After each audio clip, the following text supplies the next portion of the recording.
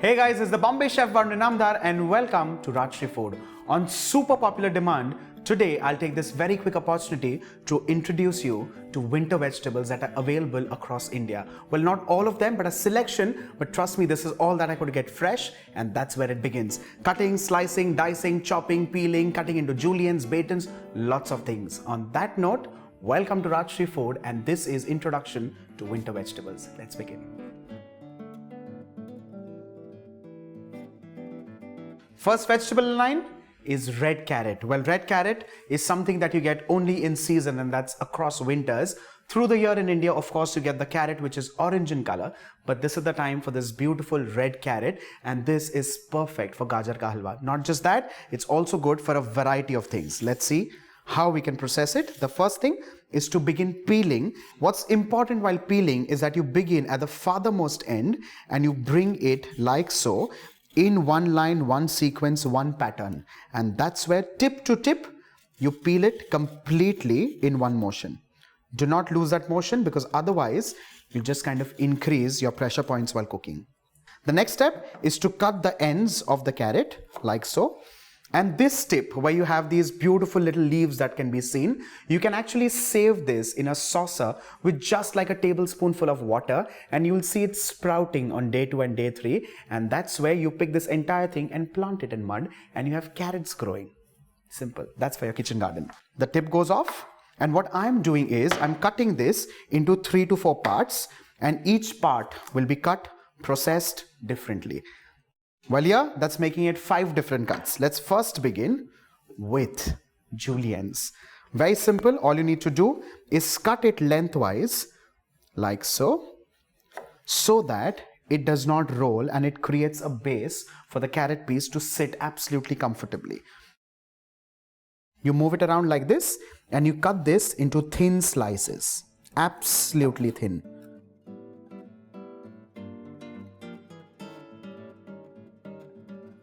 Well, the next step is to collect all of this together and cut this into thin slices yet again, and that's where you get the first cut, and that's juliennes of carrots.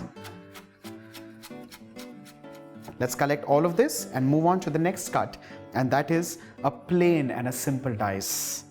Very simple, not complicated at all. What we need to do is cut the carrot into a half like this, and then you cut it into another half. That makes it 4 quarters. And cut them into roughly half a centimeter slice. There you have the second cut, and that is diced carrots.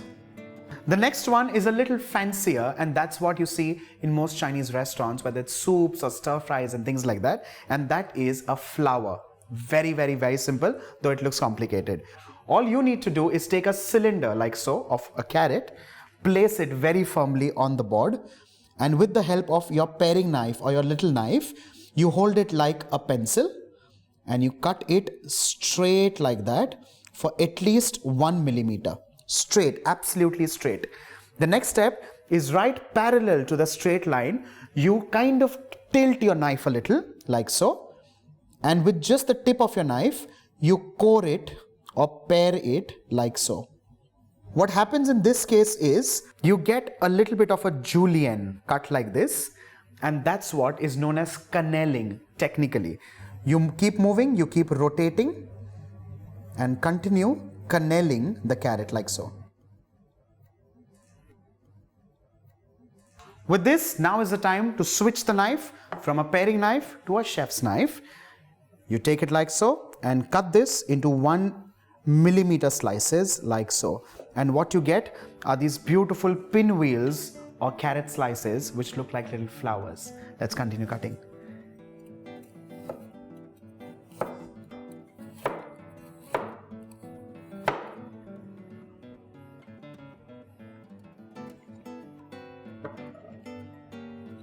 Moving on to the next cut, batons. It's a technical term. In simple layman's language, French fries are batons.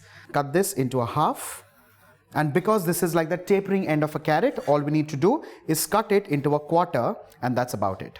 Well, in case you're using the broader side of a carrot, you may just have to cut it into thick slices and then continue cutting them further down.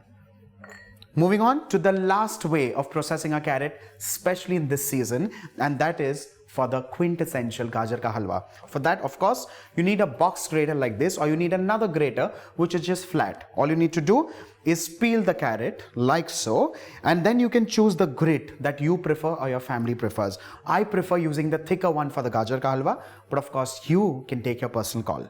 All you need to do is run the carrot in one particular motion. You of course do not need to scrape it like this, because with that the shards get damaged. What you need to take care is that you start from the top, go right till the bottom, and then you come back on the top, go right till the bottom. Simple.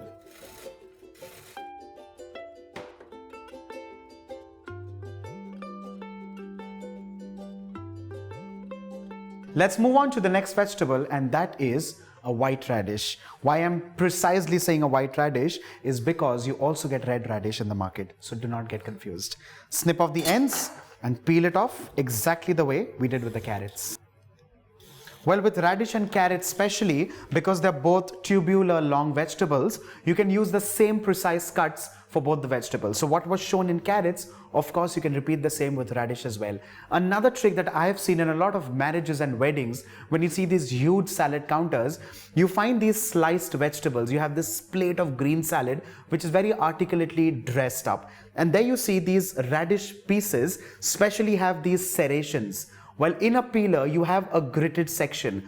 After peeling you can run that once, and there you will have these beautiful serrations which also kind of look beautiful while you dress a green salad.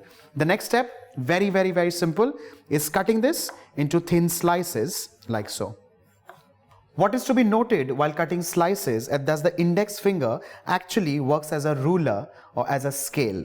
All you need to do is hold it like so, pull it by 1 millimeter, and that's where you cut the first slice. Similarly, keep moving it further down and keep slicing it like so.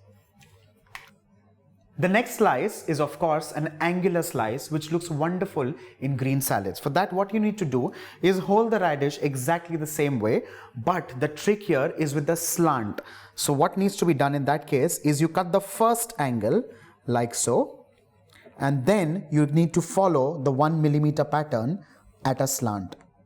As simple as that.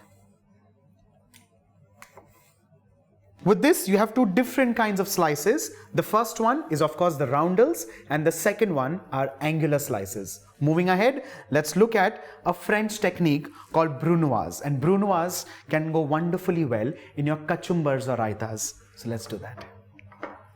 You have dices of three types. You have the big dice or the large dice, you have the medium dice, and you have a small dice. Then comes a macédoine, which is a little smaller than the small dice, and then finally comes a brunoise, which is absolutely small. So for that, you of course need to cut juliennes first, turn them over, and then cut them further down. Let's move there. Slice the side, create a base, and cut them into long elongated slices like so.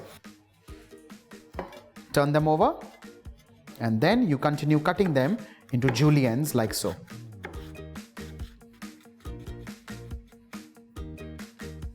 Turn them over, and the next step is to cut them absolutely nice and fine like so.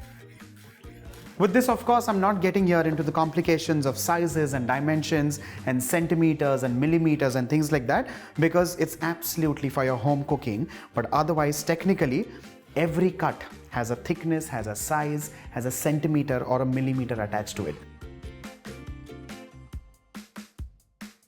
Moving on to the next vegetable, and that is also actually a radish, but this is the sabjiyon ki mooli. Let's move it there. When you trail down any vegetable market, you see this wonderful bunch of mooli with lots of leaves and these little radish pieces. That's exactly what you need to pick in case you're making a mooli ki sabzi. Well, I have a detailed recipe in the description box below. Click if you wish to make that. So I'm separating this from the leaves, of course, because that makes cutting absolutely easier. The first step is to peel the radish. The next step is to snip off either ends and give this a good wash. But before that, we also need to clean the leaves, because of course there'll be a little bit of yellow, there'll be a little bit of black. That all needs to be picked and put separately down. Once all of these are picked and ready, what we need to do is bundle all of this together and snip off the end like so. You can use a paring knife, a large knife, whatever you're comfortable with. And all you need are these clean strands or clean stems like so. Now, in case you're going to refrigerate this, you're not supposed to wash this because the moment you wash it, it'll start decomposing. What you need to do is just wrap it in a brown paper and you keep this refrigerated or at room temperature, whatever works for you in your favor. The next step before cutting, chopping, processing is to wash this nicely, pat it dry, and then cut it. Let me wash it and pat it dry.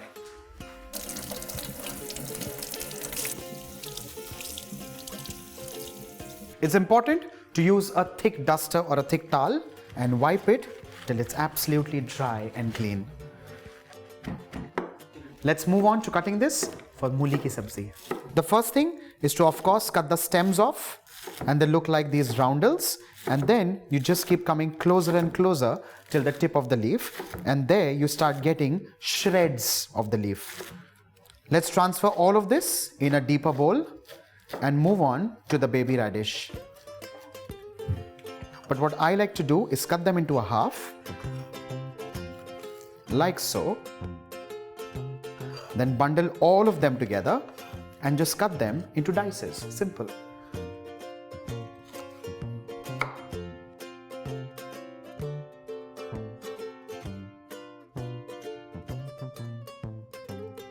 Let's move on to two vegetables which are kind of similar in nature.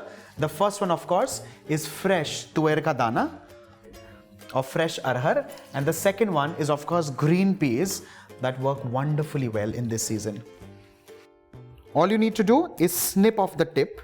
In case there's a thread, you need to pull it off because that's extra fiber that will just make it easier for you to pull the sides apart, and manually pick and collect. Simple. Like in this case, there's a rotten seed or a rotten lentil. All you need to do is manually discard the entire thing, and that's all that you need to do. Next, let's move on to garden peas, sweet peas or green peas. All you need to do is press it where you think it'll open very easily, like so. And then you just pull the sides apart, and there you have these wonderful green peas just resting. Well, that brings us to another kitchen manure, and that's all this wonderful goodness. Do not throw this. This goes straight in the mud, and that's manure for your kitchen garden. Let's move on to the next vegetable, and that is fenugreek or methi. So here you have these little tender snips that get plucked like this, and this goes, or rather gets collected in a deeper bowl like so. Do not go for this just in the wake of increasing the quantity of the vegetable, because this is tougher. This is extremely fibrous, and that'll just end up spoiling your entire vegetable. Go low, go slow. Just take the end tips, which are nice and tender. Avoid the yellow part, avoid the brown part, avoid the black part, certainly. And there you have methi or fenugreek, which is nicely processed. If you wish to eat methi or fenugreek around the year, all you need to do is snip it like so, blanch this in hot water, plunge it in cold water, and you can keep it frozen. That's trick number one. The next trick is to convert this into kasuri methi. How? Very simple. Two ways there again. The first one is to take this, wash it, pat it completely dry, and sun dry it. That's trick number one. Trick number two is push this in a microwave and give it shots of 30 seconds for 2 to 2.5 minutes, and there you'll find this curling up, getting dehydrated, and that's kasuri methi. Simple. The next vegetable is spinach. Of course, you get this round the year as well, but in winter you get the best produce ever that you don't get through the year. Turn it around and snip off like an inch of these stems. Not that they're not tender, but it's just that it's closer to the ground and it could be muddy. That's the only reason. You open up the bunch like this, individually start picking up the leaves. You can discard the yellow leaves, the brown leaves, exactly the way we did in the methi or fenugreek. But what I'm doing for now is making it very, very, very simple. You wash it, you pat it dry, and you cut these into shreds. Well, just recently I've shown you two recipes. Of course, the first one is dal palak, and the second recipe is palak ka saag. Choose the recipe and get cracking.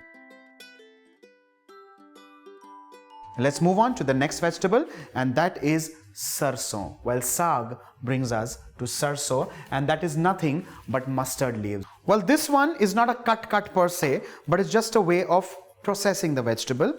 All you need to do is take the tender stems, the leaves of course, and there you have sarson ka saag or mustard leaves ready to be used. Simple. All you need to do is wash them, cut them, shred them, and you can make, of course, sarson ka saag and makke di roti.